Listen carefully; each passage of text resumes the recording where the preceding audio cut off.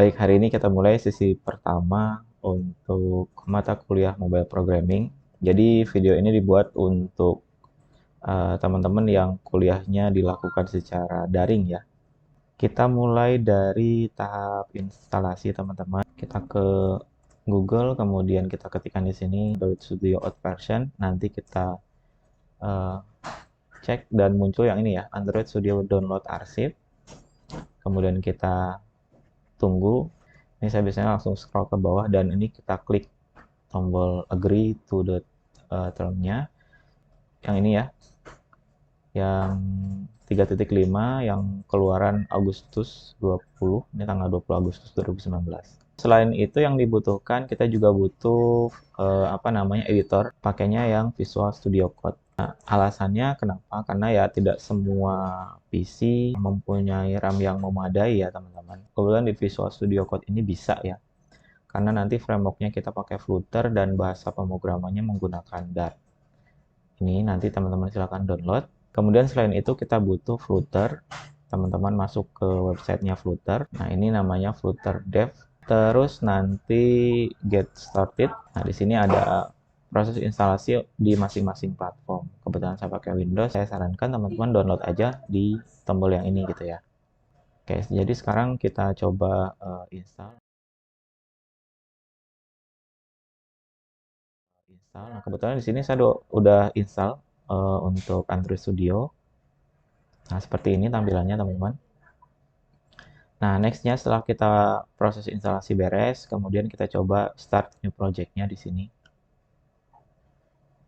Nah, di sini teman-teman disuruh memilih sampel project dari Android-nya. Biasanya saya pilih yang ini. Ini kita pilih next. Nah, kemudian untuk nama project disesuaikan aja. Kemudian saya pilih yang ini, biasanya saya pilih yang paling bawah, yang versi Jelly Bean 4.1 ya, versi yang terbawahnya. Kemudian finish. Nah, di sini pas build Gradle di sini maupun nanti di Visual Studio ini sama-sama kita butuh koneksi internet yang stabil gitu ya. Nah, sebelum kita fokus di sini, kita buat dulu untuk emulatornya. Nah, emulator itu teman-teman klik di bagian sini. Di sini ada AVD Manager. Nah, kebetulan saya di sini sudah ada untuk virtual Android-nya atau emulator Android-nya. Teman-teman kalau mau bikin, silakan klik virtual device ini. Nah, ini teman-teman tinggal pilih jenis device-nya. Nah, biasanya di sini di awal-awal instalasi ini ada ada masalah. Jadi biasanya permasalahan yang sering terjadi itu di sini teman-teman. Biasanya ini yang paling umum. Ini nggak bisa buat emulator karena ini masalahnya HXM installation valid. Biasanya statusnya kayak gini. Nah, itu biasanya karena satu, kita cek dulu Hyper-V-nya kayak gitu ya. Kalau di laptop yang lama-lama tuh ada Hyper-V yang harus diaktifkan. Nah, yang ini ya, Windows Feature. Nah, kemudian teman-teman scroll ke bawah, cari yang ini, Windows Hyper-Feature Platform. Tapi kalau yang di versi lama, misalkan Windows yang bukan Windows-nya ya, tapi komputer yang lama, prosesor generasi 6 ke atau generasi 10 atau generasi 9 malah ke bawah gitu. Di sini ada namanya Hyper-V. Nah, ini harus checklist. Kemudian nanti setelah ini di oke, dia minta restart biasanya. Nanti coba lagi emulatornya. Kalau misalkan masih gitu ya, kendalanya masih nggak bisa, yang keduanya itu adalah yang ini. Ini biasanya teruntuk prosesor yang jenis lama ya, generasi 6-an lah. Generasi 6 biasanya kita harus ngaktifin ini. Namanya Intel Virtual Technology. Nah, itu ada biasanya masuk ke menu BIOS. Jadi teman-teman nanti masuk ke menu BIOS. Nah, nanti masuk ke menu konfigurasi, nanti teman-teman cari namanya Intel Virtual Technology. Ini khusus untuk prosesor Intel ya teman-teman. Nah, tapi kalau yang versi yang baru-baru itu jarang terjadi, jadi cukup ngaktifin Hyper-V-nya aja gitu. Nanti kalau sudah selesai atau sudah jadi, biasanya hasilnya seperti ini, muncul di sini. Kemudian baru kita bisa running untuk emulatornya. Nah, awal-awal untuk running emulator biasanya agak lama, sama ketika eh, saat pertama kali ngerunning ini ya, ngerunning projectnya. Coba saya running sini. Nah, ini udah selesai di sini. Nah, ini hasil dari project awalnya. Jadi yang kita pilih jadinya seperti ini, teman-teman. Nah, ini teman-teman bisa close. Untuk apa Android Studio-nya, untuk emulatornya dibiarin aja, teman-teman.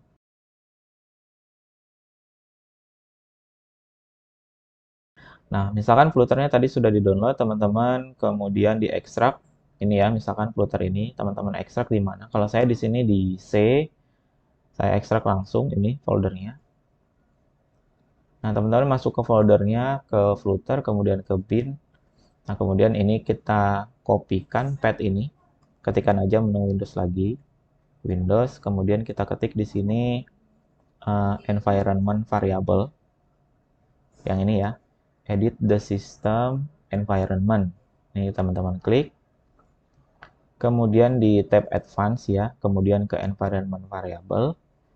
Nah, di sini teman-teman daftarinnya di yang bagian user variable. Ya. Di sini usernya, kalau yang di bawah ini sistem. Nah, kita nggak usah daftarin path yang di sini, kita daftarin path yang di atas aja nih. Klik path-nya, kemudian edit. Nah, di sini paste ya teman-teman. Pilih tombol new kalau di sini belum ada gitu ya. Tinggal paste gitu ya. Nah, kebetulan di sini saya sudah install. Nanti kalau sudah nih kok di OK, semuanya di OK. Nah, selanjutnya kita cek apakah Flutter ini sudah terinstall atau belum, atau bisa diakses atau belum. Kita masuk ke CMD, teman-teman. CMD, kemudian where Flutter Dart. Seperti ini ya. Nah, kalau hasilnya seperti ini kemungkinan sudah bisa diakses dari Visual Studio Code. Gitu ya. Nah, misalkan teman-teman sudah sebelumnya sudah install duluan Visual Studio Code-nya dan sudah aktif. Nah, biasanya ketika si Flutter ini baru diinstal, kemudian Visual Studio Code-nya sudah jalan duluan, itu biasanya ada kendala, dia nggak bisa ngedeteksi Flutter-nya gitu. Makanya nanti boleh di restart komputernya atau boleh juga hanya di close Visual Studio Code-nya. Nanti coba lagi. Nah, saya anggap teman-teman sudah install ya Visual Studio Code ini. Selanjutnya kita cek dari sini. Tampilnya seperti ini teman-teman. Jangan lupa untuk menginstal plugin Flutter adanya dari sini, extension. Ini juga butuh koneksi internet. Yang kita install ini cuma Flutter aja ya. Di sini teman-teman tinggal klik Flutter. Nah, di sini ya teman-teman pakai yang ini yang paling atas. Jadi cukup satu aja, nanti otomatis Dart-nya ngikut ke install. Ini saya butuh reload require ternyata. Nah, baru kita coba cek di sini apakah Flutter kita sudah terinstall atau belum, atau bisa diakses atau belum.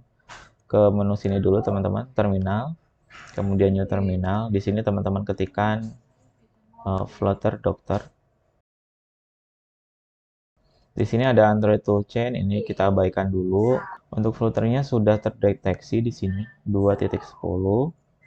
Nah, sisanya sudah berarti di sini sudah terdeteksi semuanya, teman-teman. Gitu. Jadi sekarang kalau kita mau buat project baru, kita ke menu view, kemudian common palette, atau kita juga bisa gunakan keyword, Ctrl Shift P gitu ya. Kemudian kita pilihnya new Flutter project. Kalau nggak ada nanti teman-teman cari langsung di sini ketika new Flutter project gitu ya. Kemudian setelah pilih itu, pilih yang application. Kemudian kita tentukan tempat penyimpanannya teman-teman.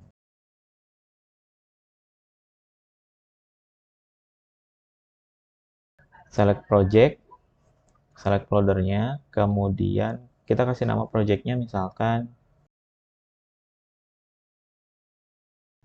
Nah, ini kita tunggu proses copy material dari Flutternya. Teman-teman, ini hasil dari sampel project yang tadi diimport dari Flutter dan bisa kita coba running, teman-teman.